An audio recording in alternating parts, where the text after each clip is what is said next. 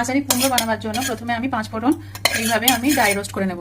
5 ফোড়নটাকে আমি dry roast করে এইভাবে গুঁড়িয়ে নিয়েছি। কড়াই আমি সর্ষের তেল দিয়ে সর্ষের তেলটা গরম করে নিয়েছি। এতে আমি 5 ফোড়ন দিয়ে দিলাম, হিং দিয়ে দিলাম, একটা শুকনো লঙ্কা দিয়ে দিলাম, নেড়ে চেড়ে আমি দিয়ে দিলাম কুমড়োটা ভালোভাবে লাল লাল করে ভেজে আমি এতে দিয়ে দেবো টমেটো কুচি আর দিয়ে দেবো কাঁচা লঙ্কা।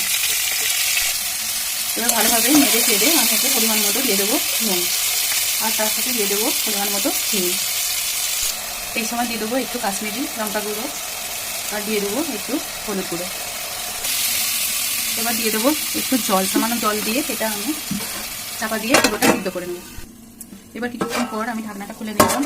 দেখুন একদম কুমড়োটা আমার সিদ্ধ হয়ে গেছে। এই অবস্থায় আমি ভাজা মশলাটা দিয়ে দেবো ছড়িয়ে, দিয়ে ভালোভাবে নেড়ে নেব। শেষে আমি আম তেল ছড়িয়ে দেবো। ব্যাস রেডি আমার আচারি কুমড়ো। আমার আচারি কুমড়ো একদম রেডি। আমার রান্না ভালো লেগে থাকলে আমার চ্যানেলটিকে সাবস্ক্রাইব করবেন।